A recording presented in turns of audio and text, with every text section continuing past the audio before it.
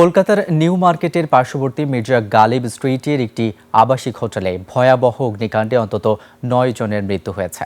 নিহতদের মধ্যে ৬ জন পুরুষ, ২ জন নারী ও একটি শিশুও রয়েছে।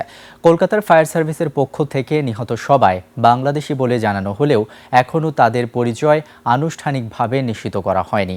বাংলাদেশ হাইকমিশন ও পুলিশ নিহতদের পরিচয় শনাক্তের কাজ করছে। আফসানা নীলা রিপোর্টে বিস্তারিত। বুধবার ভোর ৩টার দিকে মির্জা গালিব স্ট্রিটের একটি ভবনে হোটেল শিখা ইনের ৪ তলায় আগুন লাগে। খবর পেয়ে পুলিশ ও দমকল বাহিনী প্রায় ২ ঘন্টার চেষ্টায় আগুন নিয়ন্ত্রণে আনে। তবে এর মধ্যেই প্রাণ হারান ৯ জন, যারা সবাই বাংলাদেশি বলে জানানো হয়েছে কলকাতা পুলিশের পক্ষ থেকে। নিহতদের মধ্যে ৬ জন পুরুষ, ২ জন নারী ও এক শিশু রয়েছে। আগুন লাগার সময় হোটেলের বিভিন্ন কক্ষে প্রায় সবাই ঘুমিয়েছিলেন।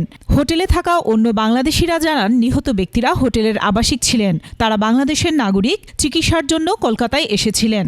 ঘুমের মধ্যে খুব জোরে জোরে দরজা ধাক্কাচ্ছে, মানে খুব জোরে জোরে ধাক্কাচ্ছে হোটেল বয়।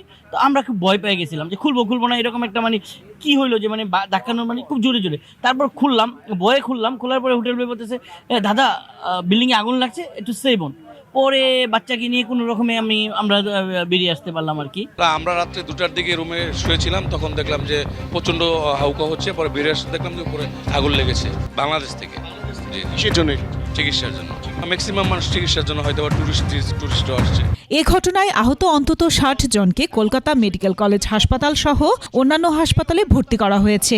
কলকাতা ফায়ার সার্ভিসের সদর দপ্তরের একবারে পাশেই এ হোটেলের অবস্থান। ৫তলা হোটেল ভবনের প্রতিটি তালায় রয়েছে বিভিন্ন হোটেল, বিভিন্ন নামে।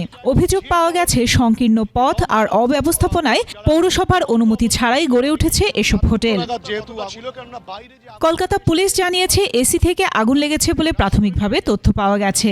তারা আরও জানান, ধোঁয়ার কারণে শ্বাসরোধ হয়ে প্রাণহানির ঘটনা ঘটেছে। একাধিক মানুষের মৃত্যু হয়েছে। সেই ঘটনা মির্জা গালিব স্ট্রিট কলকাতা নিউ মার্কেটের একবারে পাশেই অবস্থিত।